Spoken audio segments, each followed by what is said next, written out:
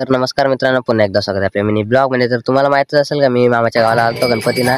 तर इथं आलतो, घरी आलो तर इथं पोरांचं म्हणजे मित्राच्या घरी आलतो. तर इथं पोरांचं झालेला मस्तपैकी पाठ चालला होता. तर हरिपाठ झालेला आता आजकालच्या मुलांना अशी आवड नाही आहे. तर गावाकडे तुम्ही नक्की मस्त ढोलकी बिलकी वापर कुठे होता यांचं तू भलताच काय झालेलं आहे. वाटा बिटा दाखवते वाकड्याची किती लाज विजत होती पोरा. तर मग यांचं झालेलं हरिपाठ चाललेलं. तुम्ही पण एन्जॉय करा बघा कसा मस्त पोरा बोलतात. तर तुम्ही पण कधी सुट्टी भेटली तर गावाला जा गणपतीला अशी पोरा मजा करा. म्हणजे आजकालच्या पोरांना अशी हाऊस नाही, पोरा अख्खे मावलं असतात. तर नंतर मग नाश्ता आला, मग आम्ही नाश्ता केला. तुम्ही पण या नाश्ता करायला.